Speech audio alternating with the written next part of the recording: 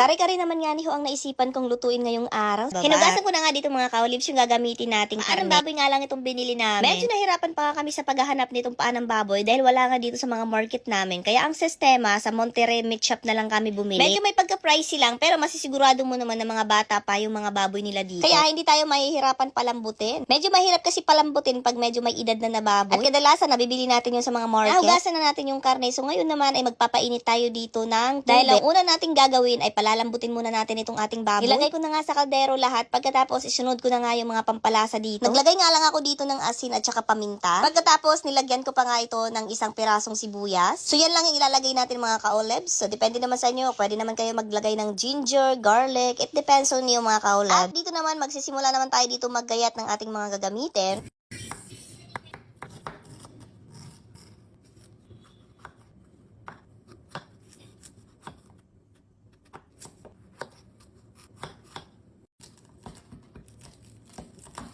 Medyo nag-challenge nga ako sa pagluluto nitong mga ka-olives dahil hindi naman ako sanay magluto ng mga ganitong klaseng putahe. Ang mga niluluto ko lang naman dati mga ka-olives, yung mga gulay, mga adobo, mga tinola, yung mga ganun lang yung alam nating luto. Or kaya paksiw. Pag ganitong mga kare-kare, menudo, mga afritada, hindi ko na alam yan mga ka-olives. Pero kaya ako lang naman ito natututunan lahat dahil tinuturuan lang ako ng housemate ko. Kaya siya naman yung may alam sa mga ganitong lutuin. Nalaga na nga itong baboy ng 30 minutes at eto na nga, malambot na nga siya mga ka-olives. So pwede na natin tanggalin to sa apoy. At yung mahahaba naman ay piprituhin ko naman dito mga ka-olives kaya magpapainit muna tayo ng oil. Ilaga ko na nga dito yung talong na gagamitin natin. Pagkatapos isusunod ko naman dito yung pichay. So yung iba nakikita ko piniprito nila yung talong. So pwede naman gawin yun mga ka-olives. Pero ako I preferred na ilaga lang to para makalis tayo ng oil. Kasi hindi yun healthy. Uy! Pagkatapos ng pichay, isusunod naman natin itong beans. String beans ang tawag nito sa amin. Sa Tagalog naman ay sita. Hindi ko alam kung meron pang tawag nito sa iba't ibang lugar. I-comment nyo na lang sa baba mga ka-olives. Tapos na natin ilaga yung karne at saka yung mga gulay. Ngayon naman ay magigisa tayo ng garlic at saka ginger. Pagkatapos isunod natin yung onion. Mekos-mekos nga lang natin yan hanggang sa mag-golden brown. Pagkatapos ilagay na natin dito yung nilaga nating karne. Kaya lang sunod nating gagawin ay gagawa tayo ng sauce ng kare-kare. Lagay ko na nga diyan yung ating pinaglagaan ng karne kanina. So konti lang yung nilagay natin kasi medyo konti lang naman yung kailangan natin. Lagyan ko na nga din ito ng peanut butter, mga 3 kutsara. Nagtunaw na nga din dito ako ng aswete, ang ating pampakulay. So meron na tong cornstarch, kaya lalapot na to, hayaan lang natin. So eto na siya habang kumukulo mga ka-olives at eto naman siya nung medyo malapot na. So sa mga oras na to mga ka-olives ay luto na itong ating kare-kare. Ayan, ilalagay na lang natin sa ibabaw yung kanyang mga gulay. At eto na yung kanyang itsura. So napakasarap, napaka-yummy at walang katulad. Char! Ito na ang ating kare-kare.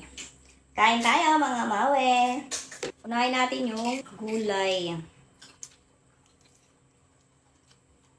Okay.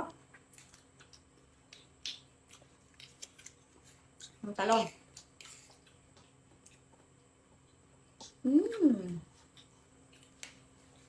First time ko lang gumawa ng kare-kare.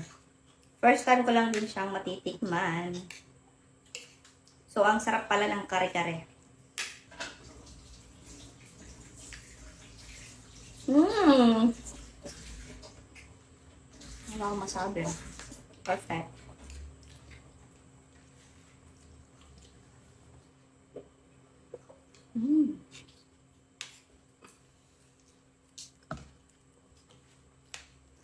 Ang lambot ng karne.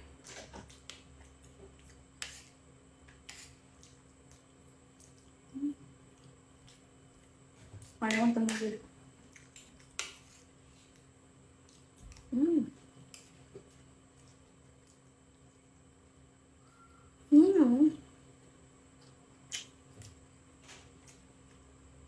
Sobrang sarap.